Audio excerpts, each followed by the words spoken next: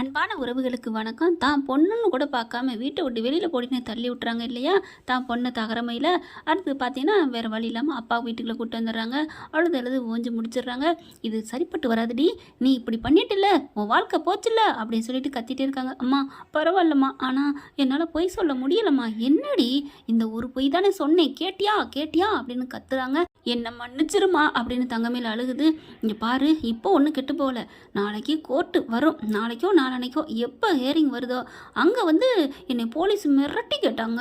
அதனால தான் நான் தங்க நகை இல்லைன்னு பொய் சொல்லிட்டேன்.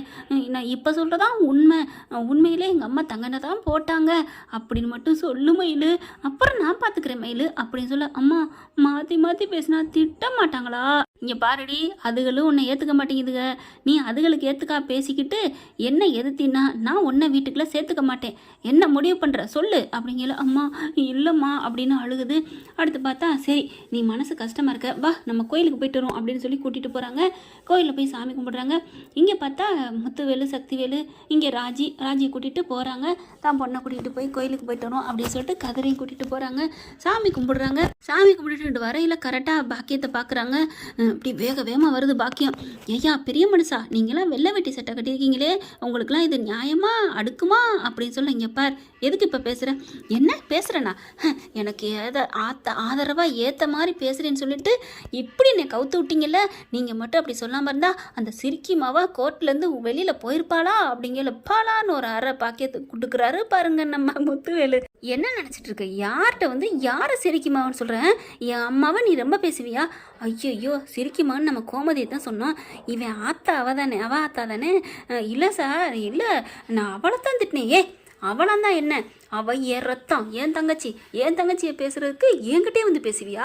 உனக்கு எவ்வளோ தெனாவட்டு அப்படின்னு இன்னொரு அடி அடிக்க போறாரு. ஐயோ அம்மா அப்படின்னு சொல்லிட்டு ஒதுங்குது பாக்கியம். இல்லைங்கய்யா, நீங்க உங்களை நம்பித்தானே இருந்தேன். என்ன நான் சொன்னேனா? ஏமா நீ பண்றது எல்லாமே ஃப்ராடுக்கு என்ன தொணாபாவ சொல்றியா? என்னங்க சார், நீங்களாம் ஃப்ராடுத்தனம் பண்ணலையா என்ன அப்படிங்கிற சக்திவேல் ஒரு அறை கொடுக்குறாரு.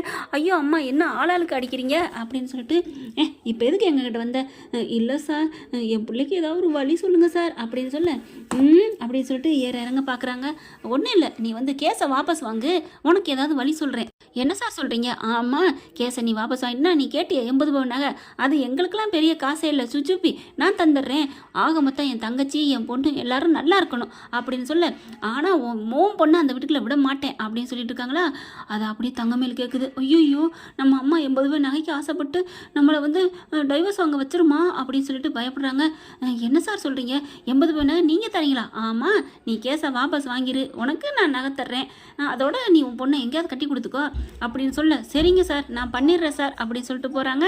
பாக்கி அங்கிட்டு போன கையோட சக்திவேல் கேட்குறாரு. அண்ணே என்னன்னு இதுகளுக்கு போய் 80 பவுன் கொடுக்குறியா? இதெல்லாம் ஃப்ராடுக்கிட்ட என்ன நல்ல விதமாக பேசணும், ஃப்ராடுத்தனமாக தான் பேசணும், இதுக்கு பேர் தான் முள்ளால் எடுக்கணும் சக்தி அண்ணே அப்படிங்கிறாங்க.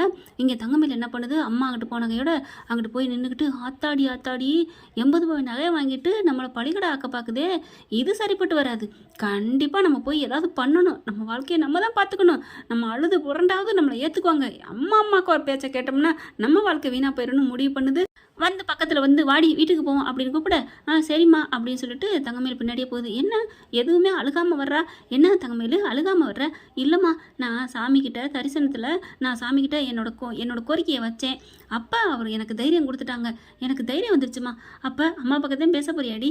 ஆமாம்மா, அம்மா பக்கம் தான் பேச போகிறேன் அப்படின்ட்டு சரவணன் அம்மா பக்கம் அப்படின்னு மனசில் நினச்சிக்கிறாங்க. சரிடி என் செல்லம், என் தங்கம், நல்ல வேலை கோயிலுக்கு வந்தோன்னு உனக்கு நல்ல புத்தி வந்துச்சு அப்படின்ட்டு போக. ஆமாம்மா, கோயிலுக்கு வந்ததுனால தான் எனக்கு நல்ல புத்தி வந்துச்சு அப்படின்னு சொல்லிட்டு வீட்டுக்கு போகிறாங்க. கரெக்டாக அம்மாக்கறி என்ன பண்ணுறான்னு பார்த்துக்கிட்டே இருக்குது. இந்த பிள்ளைக்கு நல்லா ஓடி ஆடி அலைஞ்சதில் அப்படியே கண்ணை மூடி படுத்துறது கொஞ்சம் நேரம். அம்மா தூங்கின கையோட என்ன பண்ணுது, இனிமேல் நம்ம அங்கே இருக்கக்கூடாதுன்னு சொல்லிட்டு சட்டுன்னு அங்கேருந்து கிளம்புறாங்க. என்ன பண்ணுறாங்க, தங்கமயில் ஸ்டேஷனுக்கு போகிறாங்க. எப்படியாவது நம்ம ஏதாவது சொல்லி இந்த கேஸை வாபஸ் வாங்கிடணும், அப்போ தான் நம்ம மேலே அவங்களுக்கு கொஞ்சமாவது பாசம் வரும், கருணை வரும் அப்படின்ட்டு கிளம்புறாங்க. அதே சமயம் இங்கே பாண்டியன் என்ன பண்ணுறாங்க, வீட்டில் எல்லோரும் சோகமாக இருக்கிறாங்களா, யாரும் எதுக்கும் கவலைப்படக்கூடாது, பேசாமல் தைரியமாக இருங்க, அதான் அந்த பிள்ளை சொல்லிடுச்சுல அப்புறம் என்ன அப்படின்னு சொல்லிட்டு கதிர் வாடா அப்படின்னு சொல்லி கூப்பிட்றாரு. எங்கப்பா, ஏன் சொன்னாதான் வருவியா? இல்லைப்பா வர்றேன்ப்பா அப்படின்னு சொல்லிட்டு கிளம்புறாரு. ஆனாலும் இன்னும் அந்த பாண்டியனுக்கு தெனாவட்டு திமிரு குறையவே இல்லைங்க. ஒருத்தி ஆப்பு அங்கே வரைக்கும் நடுங்கிற அளவுக்கு ஆப்பு வச்சுட்டு போயிருக்கா. இன்னமும் ஆடிக்கிட்டு இருந்தா என்னங்க அர்த்தம்? ஸ்டேஷனுக்கு போகிறாங்க. போயிட்டு கேஸ் விஷயமா பேசுகிறாங்க. இந்த மாதிரி அவங்களே இந்த பிள்ளையை ஒத்துக்கிடுச்சிடலாங்க. அப்புறம் என்னங்க கேஸை வாபஸ் வாங்கிடலாம்ல அப்படிங்கிறாங்க. இல்லை சார், அது முறைப்படி இது கோர்ட்டுக்கு போயிடுச்சுல, அடுத்து என்னென்னா இங்கே எல்லாமே இருக்கும் தேதி வரியா, அதனால் அங்கே போய் தான் சார் இனிமேல் எதுவும் பண்ண முடியும் அப்படிங்கிறாங்க. இல்லை, அவங்க பண்ணதெல்லாம் நீங்கள் சேர்த்து வச்சுருப்பீங்கள்ல, எல்லாமே இருக்குங்க, எங்களுக்கு நல்லா தெரிஞ்சு போச்சு. எப்பா, உலகத்தில் இப்படி ஒரு குடும்பமா? எப்படிங்க நீங்கள் எல்லாம் இவ்வளோ படித்தவங்க இருக்கீங்க, போய் எப்படி இந்த மாதிரி மண்ணு முட்டியாக போய் இப்படி விழுந்திருக்கிறீங்க அப்படிங்கிற மாதிரி பேச பாண்டியன் அப்படியே தவிக்கிறாரு. இல்லை மேடம், அப்பா நல்லதுன்னு நினச்சி பண்ணார், இல்லை என்ன சொல்கிறது அப்படின்னு சொல்லிட்டு தடுமாறுறாரு கதிர். நாங்கள் 2 பேரும் மற்ற பசங்க 2 பேரும் லவ் பண்ணி கல்யாணம் பண்ணிட்டு வந்துட்டோம். அது மாதிரி தான் பையனுக்கும் ஆயிடக்கூடாதுன்னு பண்ணினார். அண்ணன் அப்பா பேச மீறவே மாட்டான். எப்படியோ அவங்க அந்தளவுக்கு நல்லவங்களாக இருந்தாங்க மேடம் அப்படின்னு சொல்கிறாங்க. கவலைப்படாதீங்க சார், உங்கள் பக்கம் எல்லாமே உண்மை இருக்குது, அதனால் நீங்கள் ஏன் பயப்படுறீங்க அப்படின்னு சொல்ல கரெக்டாக தங்கமயில் வருதுங்க. உள்ளுக்குள்ளே தங்கமயில பார்த்தோன்னு அப்படியே பார்க்குறாரு பாண்டிய. மாமா என்னை மன்னிச்சிருங்க மாமா அப்படின்னு சொல்ல சே அப்படின்னு திரும்புகிறாரு. கதிர் தம்பி அப்படின்னு சொல்ல, நீங்கள் இப்படி இருப்பீங்க நான் நினைக்கவே இல்லை அண்ணி.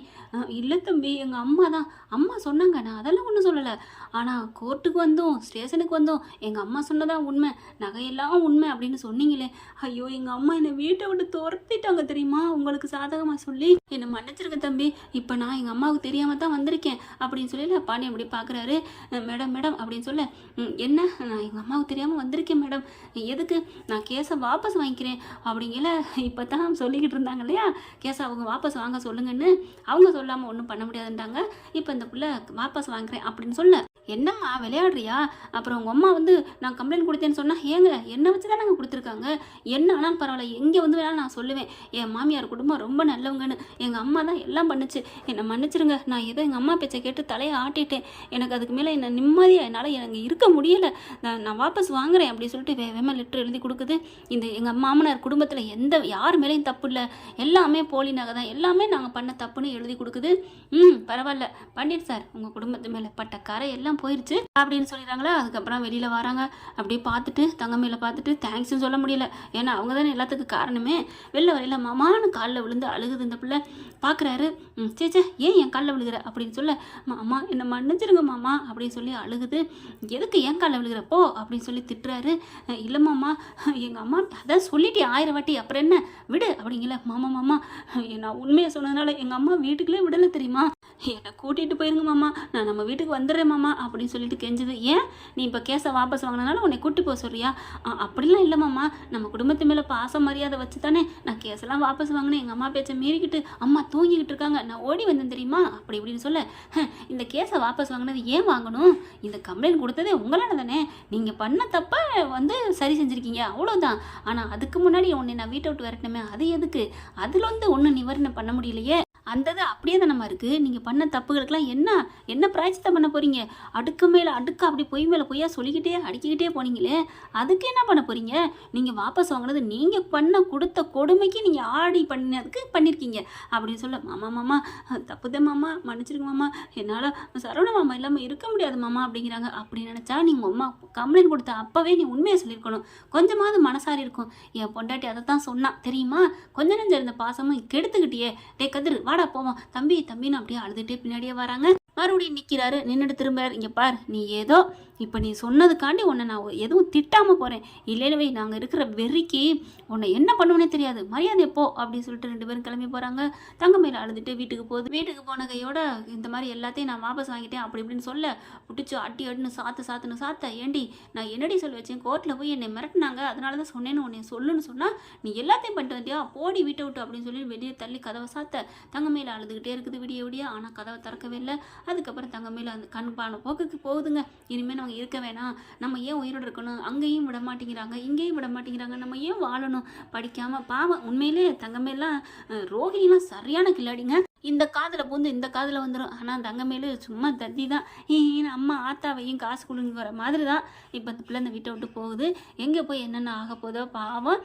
இப்படியும் போகலாம், கதை பார்க்கலாம் என்ன நடக்க போகுதுன்னு. தேங்க்யூ. இந்த வீடியோ உங்களுக்கு பிடிச்சிருந்தா தயவு செய்து லைக் பண்ணுங்க. இன்னும் அப்டேட்ஸ்க்காக சேனலை சப்ஸ்கிரைப் பண்ண மறக்காதீங்க. நம்ம கிட்ட இருக்க எல்லா சேனல்ஸோட லேட்டஸ்ட் வீடியோ அப்டேட்ஸ்க்காக மேல ரைட் சைட்ல காட்டுற லிங்கை கிளிக் பண்ணி வாட்ஸ்அப் குரூப்ல ஜாயின் பண்ணுங்க. உங்களிடம் விடைபெறுவது நான் உங்கள் மெஹர்.